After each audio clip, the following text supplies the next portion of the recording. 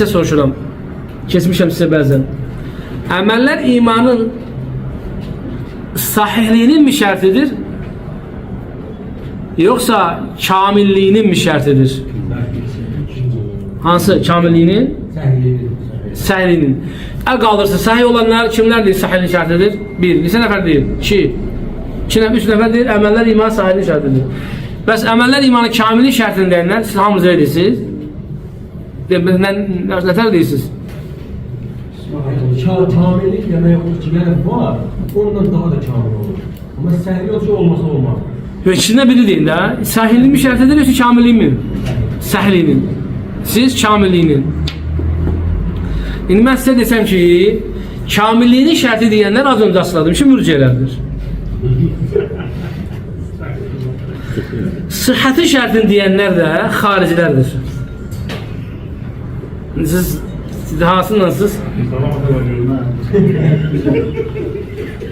Azar biz su hakkımızı kullandık. Ben sustum, ben şöyle. Əhl-i sünnət deyir ki, əlhamdülillah, susan qurtulmuşdur. Əhl-i sünnət deyir ki, əməllər imanın, baxın, əməllər imandandır. Cavab budur. Bəzi əməllər var ki, imanın sıhhatına aiddir. Bəzi əməllər var ki, imanın vacibinə aiddir. Bəzi əməllər var ki, imanın kamilliyinə aiddir. Yox, mən bunu burada tafsata getmişəm öncələr. Əməllər, az öncə başlayın, əməllər imandandır. Az öncə söylədim, bak nə qədər söylədim, əməllər imandandır.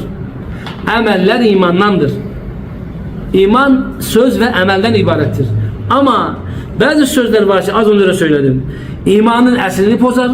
Bəzi əməllər var ki, imanın əslini pozar. Bəzi əməl və söz var ki, imanın kamilliyini pozar. Biz burada xaricilərlə nədir? Mürciyələrin ortasındayıq ki, əhl-i sünnət və cəalləkum ümmətən vasata.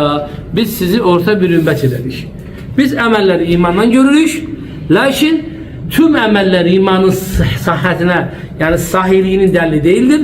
Aynı şəkildə bəzi əməlləri kamillindən görürük və bəzi əməllər, tüm əməllər də kamilliyinin şərti deyildir. Bəziləri səhhətinin, bəziləri isə nədir?